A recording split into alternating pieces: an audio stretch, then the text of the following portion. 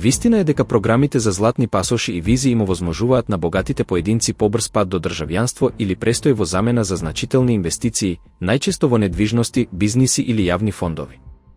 Овие програми нудат даночни олеснувања, безбедносни придобивки и глобална мобилност, што ги прави атрактивни за луѓе со високи примања ширум светот.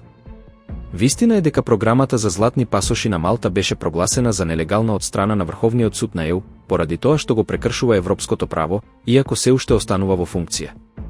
Во исто време, другата шема, програмата за постојан престој на Малта, се уште е активна и овозможува долгорочен престој преку инвестиција.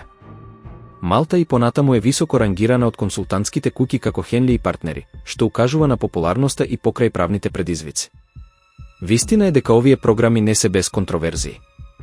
Критичарите укажуваат дека поттикнуваат нееднаквост, создаваат пазар за пасоши и отвораат можности за перење пари, затајување данок и други злоупотреби.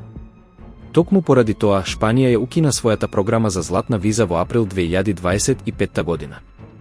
Вистина е дека и покрај критиките, интересот за ваквите програми расте. Очекувањата се дека клиентите ќе користат стратегија на диверзификација, добивање престој во ЕУ, а државјанство во трети земји со поволни услови. Примери се Австрија и Грција, ОАЕ, Карипските земји и дури и Науру, кој нуди државјанство со климатска компонента. На крај, вистина е дека повеќе од 100 земји во светот имаат законска рамка за миграција преку инвестиции, од кои околу 60 водат активни програми. Иако нивната иднина зависи од меѓународниот притисок и домашните политики, јасно е дека златните пасоши и визи ќе останат дел од глобалната реалност, помеѓу можност и морална дилема.